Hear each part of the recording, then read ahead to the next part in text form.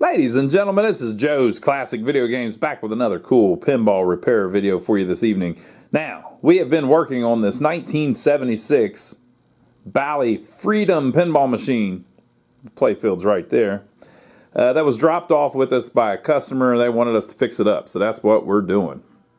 So, if you haven't been watching, we did a video where we kind of showed the condition that it was in. The thing's in pretty nice shape, considering its age. Then we did another video where we worked in the bottom of it and worked on the fuse holders and cleaning the score motor and the stepper units and the relays and all of that good stuff.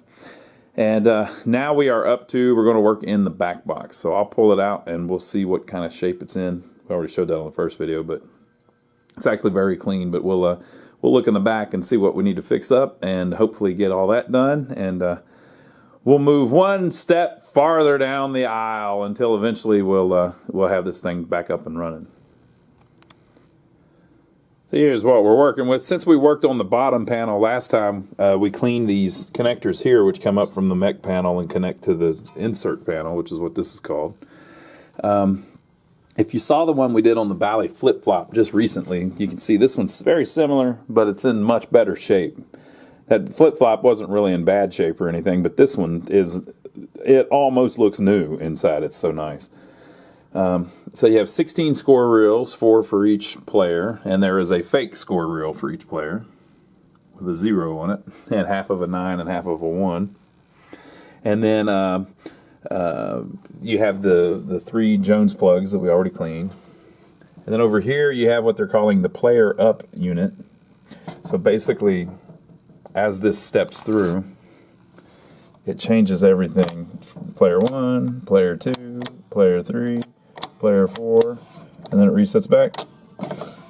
Player 1, player 2, player 3, player 4. And so what it's doing is it's moving, okay, the 100 points now goes to player 2. The 1,000 points now goes to player 2. The 10 points now goes to player 2. The whatever, you know. And then the lights should be illuminated on player 2. It's just their way of moving everything around, all of the connections, to pick which player gets the points, basically, and which player gets a ball decrement. What do you say, decrement? What is it? When you take one away? Decrement? Yep. Increment, decrement. Yep. Yeah, get a ball decremented. Matt's over here watching us. So there's that. There's a couple little jumpers here. So this says, high score feature. You can have it win a credit, which is what it's set on now, or you can move it over and have it win an extra ball. And this one says match feature. It can be turned on or off, depending on where you move the little jumpers. And over here, you also have the high score jumpers. So basically, there are a bunch of different little wires that are different colors. And depending on which one you plug into which hole, you can change what the high score is set on. So there's a little legend over here that shows you how to do it, score adjustment. And so if you use the brown wire, that scores 40, that awards an extra game or an extra ball, either way, whatever it's set on, from between 51,000 and 60,000 points. So if you wanted to make it 54,000 points, you would put the brown wire in the hole that says 4,000. And that's just how they did that back then, but it works pretty good. And this is the knocker, which a bunch of people still don't know what it is. Most of the people watching this are probably pinball people, so they know. But we get people asking us all the time, yeah, my machine making a big loud noise. It's because you want a free game. So whenever you do, this fires in. And it hits that little metal piece on this particular one. They had different ways of doing it on all of them. On this one, it knocks that metal piece.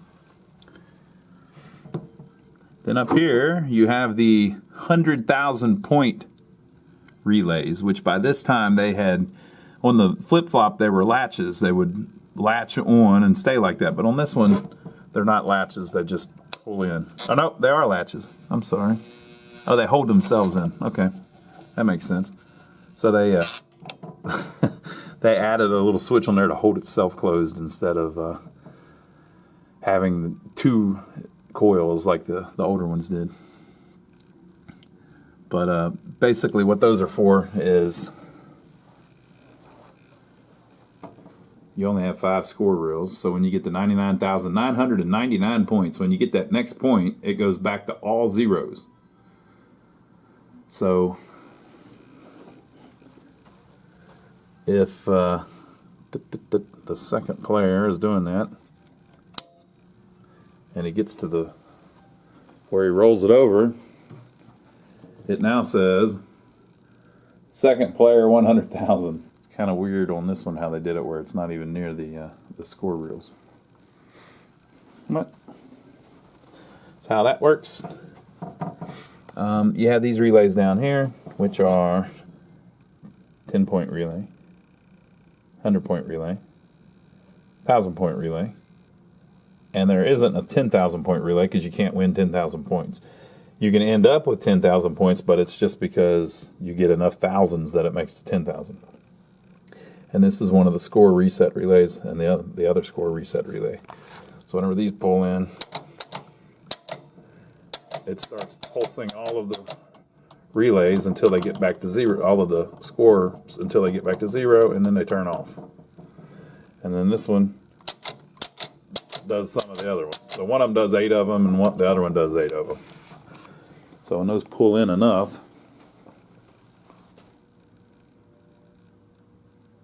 everything is back to 0. It's just part of what it does when it resets. And you'll notice, like after it does that, they won't keep turning because on the score reel, a switch is opened up. And once that switch is open, these are still connecting and sending power over there, but they're sending it to an open switch, so it no longer is connected where it can turn the score reel anymore. And once so there's a switch on each score reel that whenever it opens, those relays no longer make it turn. So that's how they get it to stop at 0. The switch opens at 0. And then there's another switch that also opens at 0. And what it does is it turns off the reset relay down on the bottom that is powering these, because it's not needed anymore. Everything's back to 0. So there's that. And then we have this little 0 to 90 unit, which is usually for matching. So if the match is turned on at the end of the game, you have a number, which over here it appears to be, I don't know, maybe the 40 is lit up. Let's see if we can turn it and get it to go to the next one.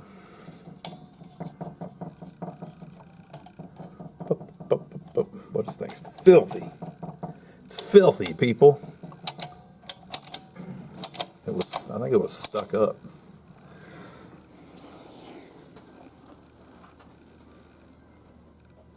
So now we're up to 70. So at the end of the game, if your score is on 70, and that says 70, you just matched, you get a free game. Not as important when you're in your house. You win a free game when it's on free play. Kind of a letdown. And then we also have the credit unit here. So they had changed this a little bit from the one that we were seeing on the flip-flop. But it's the same thing. Basically, it steps up every time they put a quarter in or a coin in. And eventually, whenever you run all the coins out, it will go back and open up those switches right there. And whenever those switches open up, you no longer can press the start button. So if you bend those switches to where they're always on, you never run out of credits, and it's on free play. So it's a little bit different, though. You see it's got this little neck here where it's got all these washers on the end of it for weight.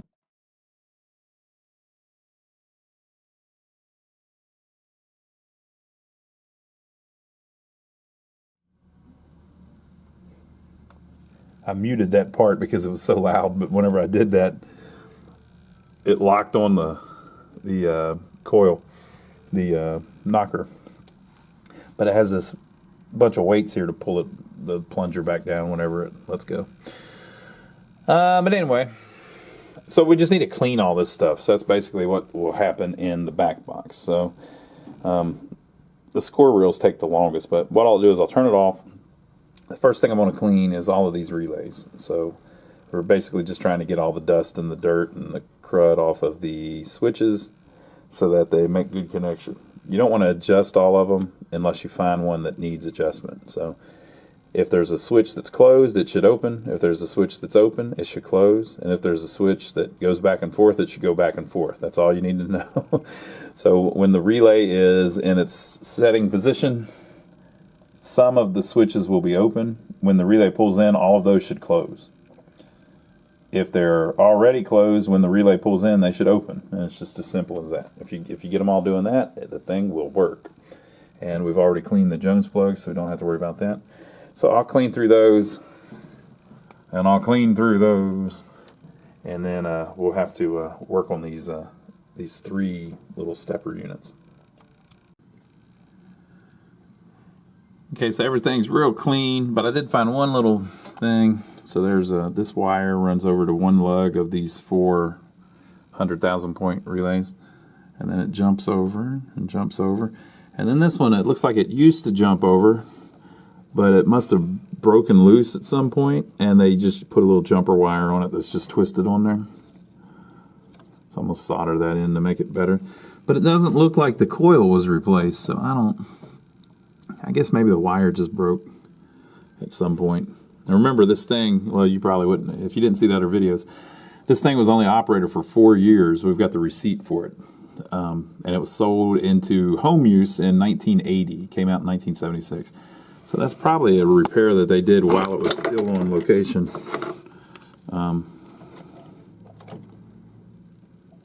You wouldn't think at home that would happen, or that they would even fix it if the 100,000 light didn't work, but maybe. So I'll solder that in a little better, and then we'll move on to the stepper units. So this is the back of the player unit. Like the ones that were in the bottom of the cabinet, the stepper units that were in the bottom, it's actually really clean, and it still works just fine. So this one is the reset, and this one is the step up. Now you notice when it resets, it opens those 2 switches, and then as soon as you step up one, well, it closes the switches. So that's position 2,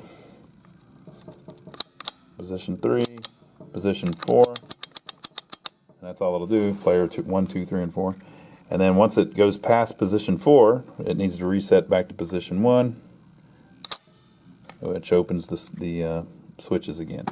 So it's just really simple. And since it's nylon, you don't really have to oil it or anything. The problem you'll run into is if somebody else has oiled it, it'll have grease and crap all over it, and it might have got gummy and makes it where it won't turn right. So on the back, you don't really have to do anything except clean those 2 switches. So that's what I did. Now on the front, it has this spider, right? And it's the same thing as all the other ones. It just rides on these traces here. So you just need all that clean. So I'll take a little bit of very fine sandpaper and clean that up and get it shiny. It probably works fine just how it is, but I'm going to clean it up and then put just a little bit of synthetic grease on it.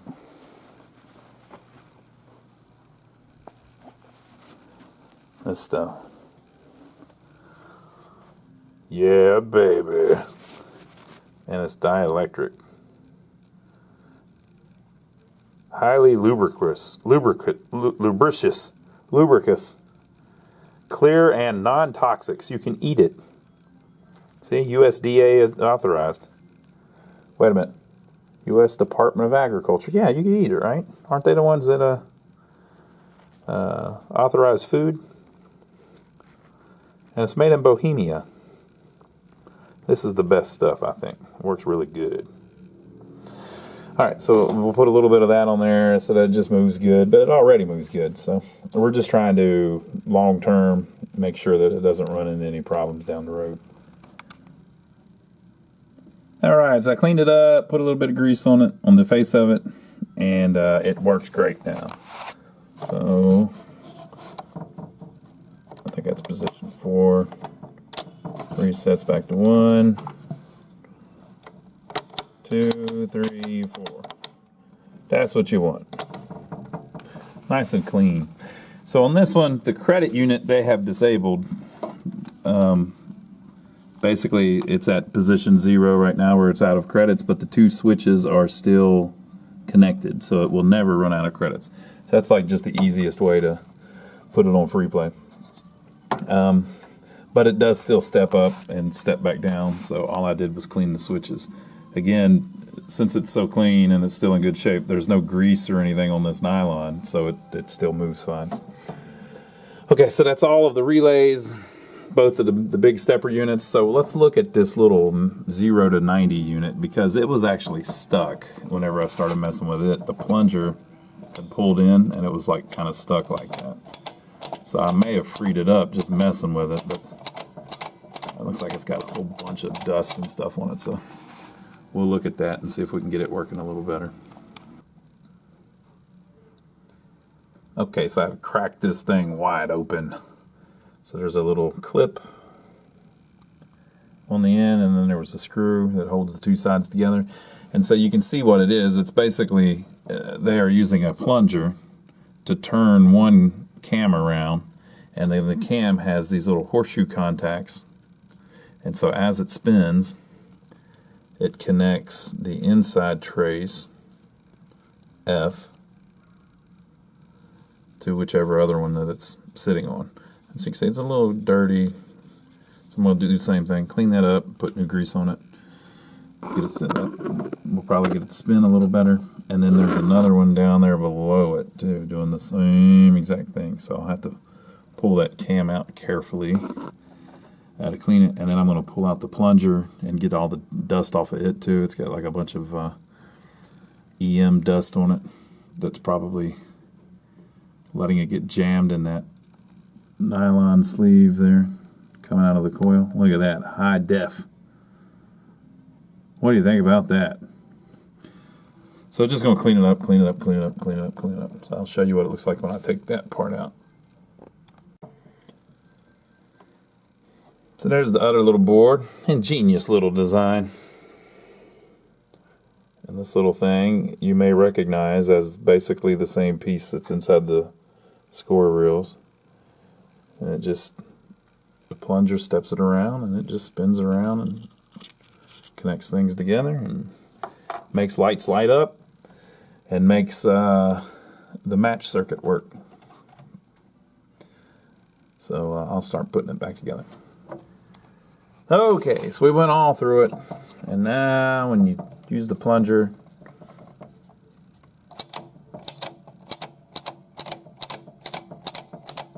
it moves one spot each time and the plunger doesn't get stuck, and I think that one's fixed. So the only thing left is cleaning all of the score reels. So let me pull one of those out and I'll show you how we do that. So I'm going through and I'm cleaning all of these score reels. They're all pretty clean anyway, but I'm cleaning them up, and I just found something I've never seen on one of these. So, like we were talking about, depending on what number it's on, different things happen with these switches. So the top switch and the second switch stay closed until you get to 0, and then they open up. So we're on 2, 3, 4, 5, 6, 7, 8. Now see the bottom switch down there? You can barely see it. Oh. I don't know if I pulled it all the way in, but so it's on 9, so it closes that bottom switch, which carries over to the next score reel on most of them, and then you go to 0. Go to 0, and all 3 should be open. So when it's riding through, like on 1, 2, 3, 4, 5, 6, 7, 8, the top 2 should be closed and the bottom one open, and then that bottom one should close on 9.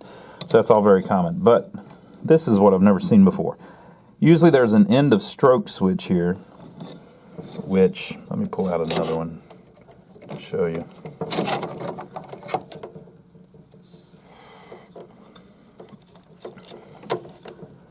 So typically, there is a closed switch there. And what it's for is whenever the coil pulls all the way out, it opens it.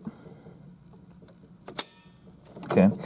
So the reason for that is this is the thousands reel here. So whenever the 1,000-point relay pulls in, it holds itself in through this switch.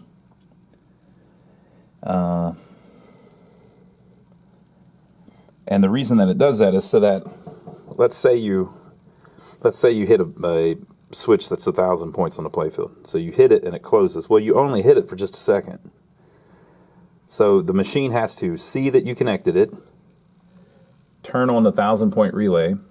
It has to pull all the way in, connect the switch for the 1,000-point reel, which first runs through the player unit, because this moves around, player 1, 2, 3, 4, and then goes out to, this is player 4, to player 4, and then pulls this coil in. Well, that takes a little bit of time. What we'll call a split second, right? Well, what if the ball falls off that switch? So the ball hits the switch real quick, that quick. Did it have time for all of that to happen? And this coil to pull all the way in and turn the real 1 point? Maybe, maybe not, right? So they designed a system that just the slightest touch of the switch. Look at all the dirt on me. Look at that. I'm like the gnome setter. Been working on stuff. The slightest touch of the switch starts pulling in the 1,000-point relay, and there is a switch on the 1,000-point relay that holds itself in. So as soon as that switch has been hit, and this pulls in far enough to connect that one switch, it holds itself on. And the only way to turn it off is if that switch opens on the relay, on the score reel, right? So by doing that, they ensure that you always get a full pull on the coil, and it always goes around one number. Okay, so that's how it's usually done. So that's the 1,000-point. Okay, but this is the 10,000 one. There is no 10,000-point relay because nothing on the playfield can score 10,000 points. So you will never hit a switch that needs to hold on until 10,000 points happens. So how does this turn? Well, the only way it turns is whenever this 1,000-point one gets to the 9th position and that little switch closes. Well, it connects to this, and so the next time that you get 1,000 points, since that switch is connected on the 9th position, because that number's on 9, so it's at 0, 9, and that switch is closed, the next time you get 1,000 points, it gives you 1,000 points on this reel, and it gives you a pulse on this reel. So it changes your 0, 9, up one step on this one to 0, and up one step on this one to 1. So now it says 10 instead of 0, 9. Okay, so there's no need for them to have a switch that opens. Okay, so what they have instead is a switch that closes, and it's actually 2 switches. So why would they set it up where you have 2 switches closed whenever you get 10,000 points? And the only way you get 10,000 points is when 9,000 rolls over to it. Why would they do that? I'm going to guess, although I don't know, that one of those might be tied to the to one of the chimes. But even if it is, the 1,000 is too. So the 1,000 points has its own chime. So if you go from 9,000 to 10,000, at some point you're scoring 1,000 points in there, and so the 1,000-point chime is going to do its thing. So why do they need switches on this to know that reel pulled all the way in? Well, let's see. Let's see if we can find it in the schematic. So there's the schematics. Lots of stuff on them. Okay. So we're going to find those switches and see why they put those in. So here is the power coming in. There's the transformer. And then the transformer creates power here and power here. So these are all of the lights. Okay. And something else I'll show you here in a minute. All of this runs off of 7 volts, 6.9 volts. And then these are all of the coils and the relays and everything, and they all run off of 53 volts. Of according to the transformer wiring. All right. So if you look at all of these are the relays, and then this is the common, and then they draw it as the line circling around, and then all of these are also relays.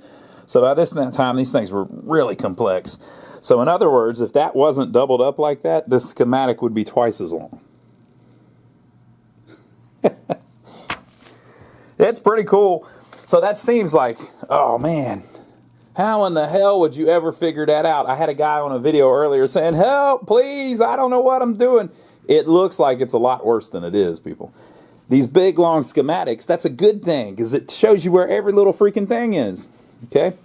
So we don't have a problem, but we're trying to track down what those switches do. So like I was saying, when the 1,000 point pulls in, that's called the end of stroke switch. So that little coil pulls in and it opens the switch, which lets the point relay fall out, which takes power off of that coil on the thing. Well, the same thing is happening on the 10,000 one, although there's nothing on the 10,000. It's an open one, and there's nothing on the 10,000. There's no 10,000 point relay. So what are those switches doing? Check this out. I'm going to show you something cool. So I found them. So we'll look at player 1. 10,000 drum score unit. Okay.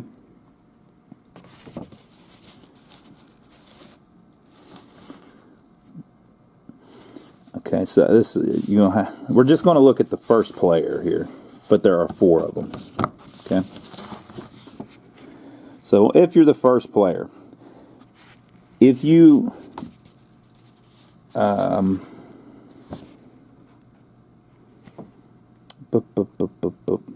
when you get to the 9th position on the 10,000 drum score unit, so when it says you have 90,000 points,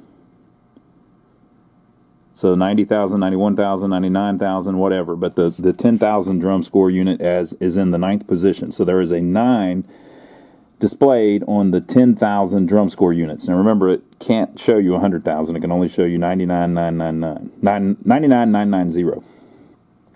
So when you are on the 9th position, this switch closes on the first player because you're sitting on 9. Okay? So down here is the common. Up here is the voltage, right? So you're sitting there with that switch closed. So now the voltage is down to here. And on this side, through this reset relay that's normally closed just as it's sitting there, voltage is to here. All right, and voltage is all up through here. So you need to close some of these switches to connect common to voltage, which makes the coil fire. Okay, so you're sitting on 90,000, and then you roll over one more. So what's that going to do? It's going to send that 9 to 0. Okay.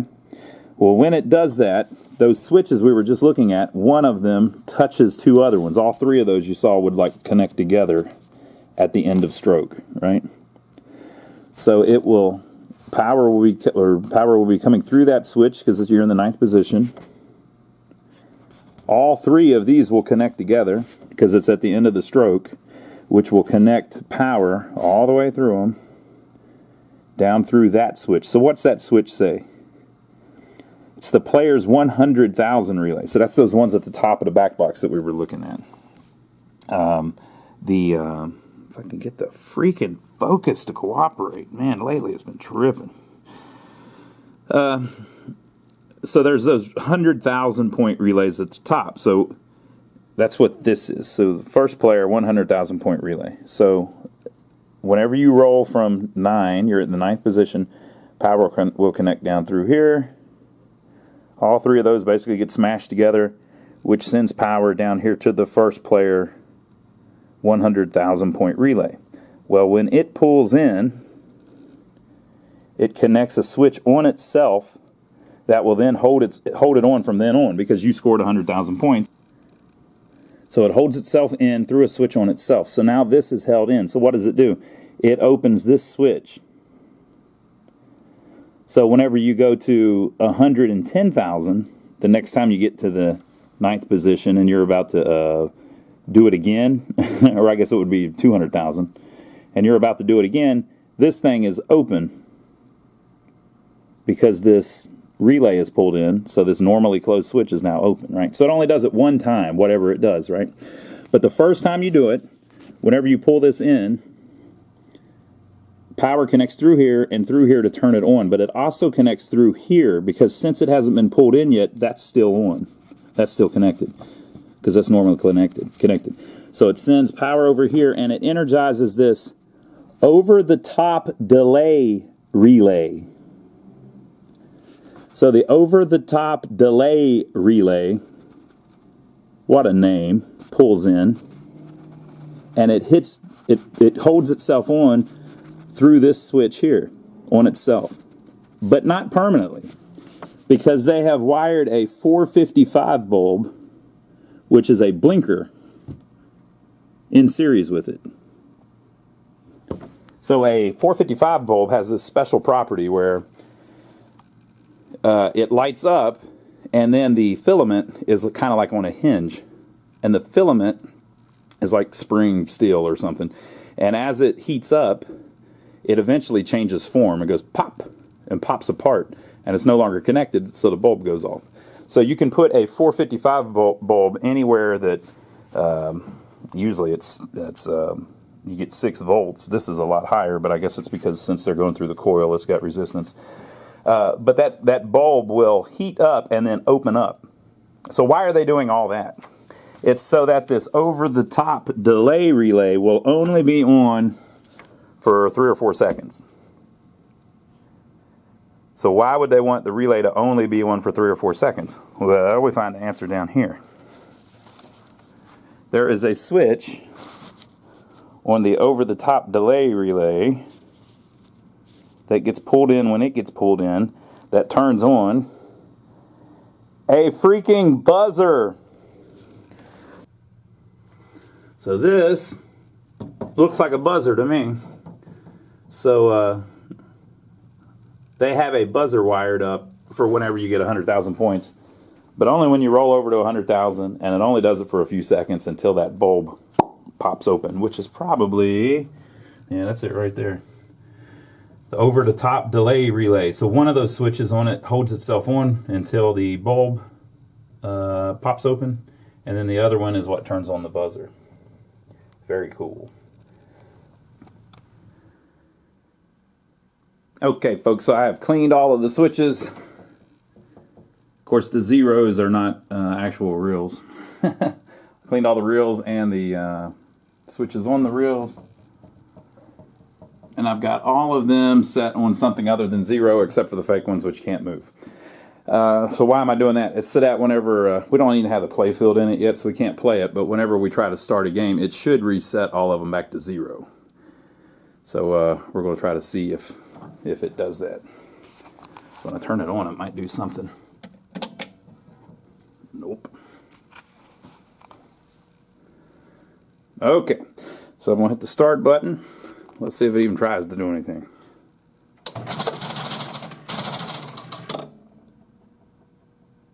Well, that's pretty cool. So it can't do anything other than reset those at the beginning of the game. But you know what we can do? We can try the buzzer. All right, what's your ears? I don't know if it'll work or not.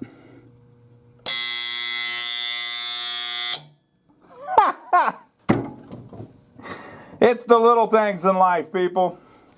The buzzer's still working. It probably hasn't buzzed in 40 years. If you didn't see the first video, I'm thinking that my dad may have played this way back in the day, because this was operated where he was out playing games. And he used to tell me that he was playing Galaxian at the local bowling alley, which is right down the road from this distributor. And that was in 76, 77, 78, 79, and 80, around that time, which is right when this game, that distributor would have been putting it out on location. He very well may have been the last person to ring that buzzer. Well, that's pretty cool. I like that. Look, it says ball in play 1 because it tried to, we tried to start a game. All right, so that's a pretty good stopping point. Next time, we will do the play field. We got to get it back in here because the pinball machines, they're not very fun without a play field. All right. So while we were doing that, a lot of people don't watch these videos on the Backbox, so you'll get to see a little preview that they won't get to see because they didn't watch it. Look what I've got over here now. Isn't that interesting? Look at that. What in the world? Man, we've brought in some other games that we're going to be working on. A little sneak peek. Patiently, the Knight Rider awaits. All right, so leave your comments below. Let us know what you think. Make sure to give us a thumbs up for taking the trouble to film all this for you and to play the buzzer for you. Maybe I'll do it one more time at the end of the video. And did you know that we now have t-shirts available for sale? Did you know about that? They've been selling pretty good. So thank you to everybody that's been buying those. I need to get some in here in the shop so I can model them and stuff for you. But yeah, we have t-shirts and stuff now, so you can check that out below the video, down below, or like the gnome setter would say, down on the bottom. We are now selling t-shirts and prints that you can hang on your wall. We got one of those. We got some more coming. So thank you to everybody that's been doing that, and thank you to everybody that's been using our Amazon links. If you don't know about that, if you click the Amazon link down below, it takes you to Amazon for your country. And you can, if you buy anything on Amazon, it gives us a tip commission for selling you that since we sent you there. So thank you to everybody that's been doing that. And last but definitely not least, my brother Donnie is my real brother. So there's a channel here on YouTube called My Brother Donnie. I still think that's a great name. My brother Donnie. It's literally my brother Donnie. And he can be your brother too if you subscribe to his channel. He does all kinds of stuff. He does a lot of farming videos and small engine repair. But he and I have lately been working on an old building in downtown Jefferson, South Carolina. This old-timey building that we bought inexpensively, very cheaply, and have been fixing it up so that we can rent it out. We just rented one of them, and now we're working on the other side. And we also, after that, are going to be working on the jailhouse.